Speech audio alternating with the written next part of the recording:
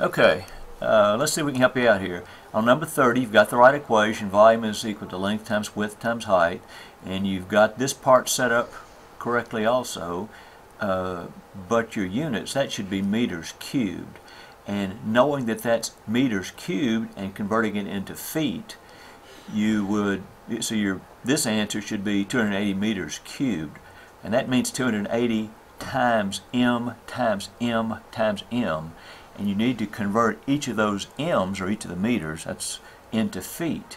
So this part is not right. That is 280 cubic meters, and this conversion is 1 meter is equal to 3.28 feet.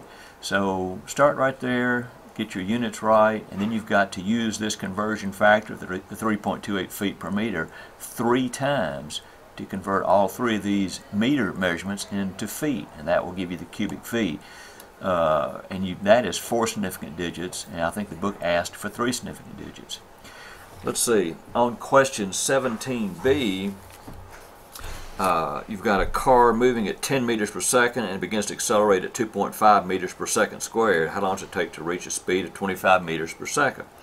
So the equation you would use there is the acceleration that you're given, 2.5 meters per second squared, equals the initial velocity, the final velocity minus the initial velocity.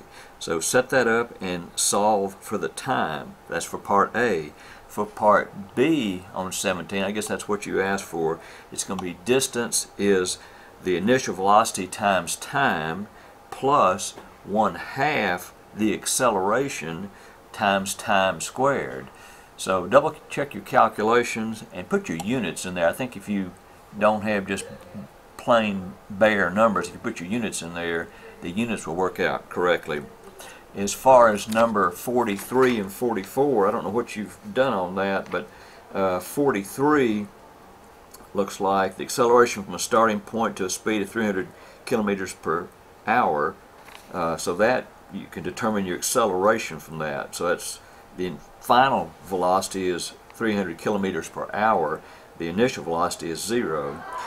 The 1900 kilogram something sports car, so that's the mass. So the equation you're going to use number 43 is F equals ma, force equals mass times acceleration. And you're given the mass, which is 1900 kilograms, you're given the acceleration after you calculate it, and then so you should be able to figure out how long will it take the car to reach 300 kilometers per hour if you figure the F equals ma and then figure what acceleration is. Number 45 is very similar. Again, on number 45, use the equation F equals ma, and looks like your mass is 1200 kilograms. You've got a 1200 kilogram car on number 45. Your force is 4 kilonewtons, and then so you've got to go from a so your final velocity is going to be 0. Your initial velocity is 24 meters per second. So if you solve for time, so your equation is F equals ma. You're given F, that's the force, that's 4 kilonewtons. You're given m, that's the mass at 1200 kilograms, and the A part has 3 components. It's got the final velocity, which you're given. You're given which is final velocity is 0. The car stopped. The initial velocity is 24 meters per second, and you've got to solve for time because acceleration equals v2 minus v1 divided by t. So I hope that helps.